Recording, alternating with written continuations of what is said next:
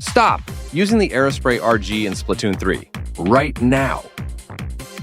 Okay, we all know that the Splatfests continue, but at every fest, I keep getting annoyed by a few points.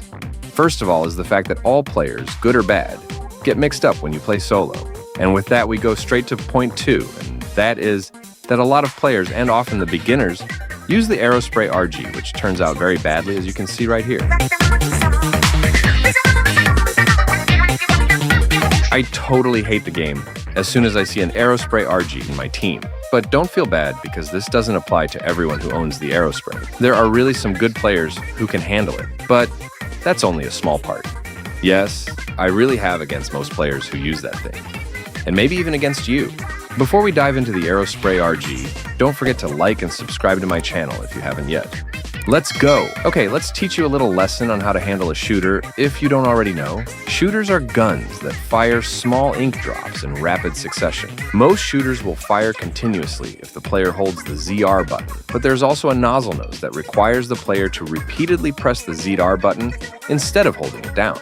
Now, the Aerospray has the widest shot spread, making it a little harder to splat opponents, but it also has the fastest fire rate as a shooter, making it a little easier.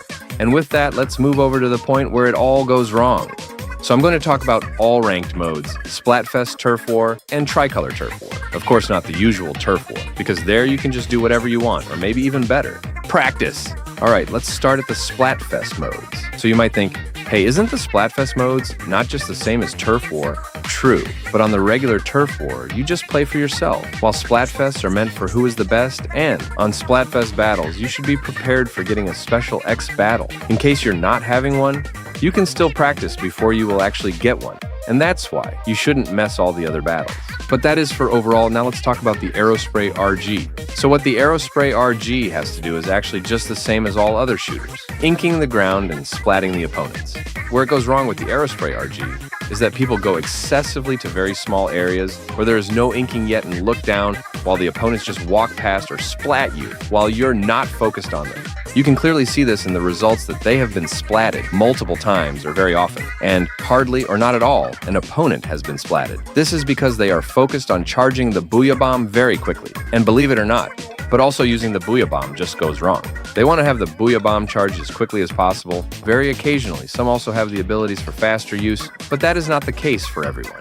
Then, as soon they use it, and not everyone knows that you can also help with charging, so that it goes a lot faster than if it is charged automatically, or with the help of your teammates.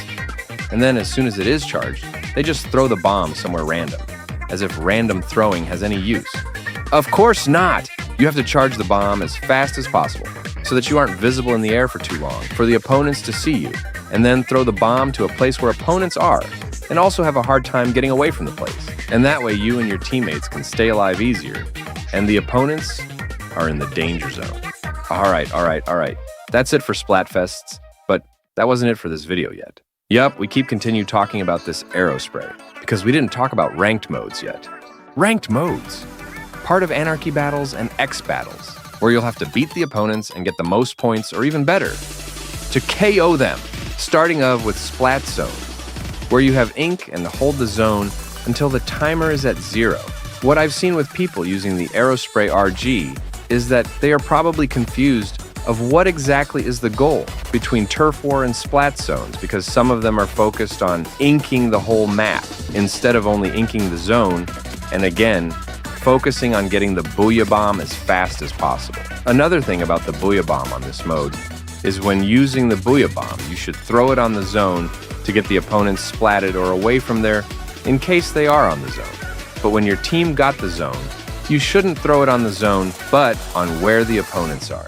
Next up is Rainmaker, where you'll have to bring the Rainmaker to the goal. This game mode is very tactical for special weapons, and then mainly the ink strikes and Booyah Bombs. To be able to play this game mode well is that one person takes the Rainmaker with the recommendation of the player who has the most difficult splat weapon, so that the rest walk around the Rainmaker person, so that the opponents do not splat the Rainmaker person. However, this hardly happens as far as I have seen at least. What I see is that the Rainmaker person stays behind and the rest walks forward, while opponents can often come from another side in a surprising way. Now back to the Aerospray RG. Here too, I often see the same thing coming back, that they take the road to the checkpoint and goal, and focus on the booyah bombs and then throw at the Rainmaker instead of throwing at the opponents. Now, there is one small good point. The Aerospray RG users are smart enough to throw the booyah bombs at the checkpoints and goal to either clear the way or to deflect, or very occasionally finish off the opponent who has the Rainmaker. Now, for the next game modes, there is actually barely anything to complain about. Tower control, where you have to move the tower to the goal. Almost the same as Rainmaker, but now on a specific line. I didn't see an Aerospray RG user who didn't splat a lot or focused on booyah bombs yet. Well, there must be some people doing that, but I haven't seen them yet so far. Again, what the Aerospray gotta do is to try making a clear path by splatting opponents if no one else does that yet. But if others do, maybe get the tower moving. Another thing the Aerospray gotta do is to use the booyah bomb on the opponents if your team is on the tower. Otherwise, throw it on the tower. Or when you're in danger, throw it on the opponents who are close to you. Now, last but not least, Clam Blitz, where you first have to make a power clam in order to open the basket and throw as many clams in until the amount is at 0. To make it short for the Aerospray RG, same story as tower control, but now throw the booyah bomb again on opponents when your team is in danger, or throw it towards the opponent's base when your team opened the basket.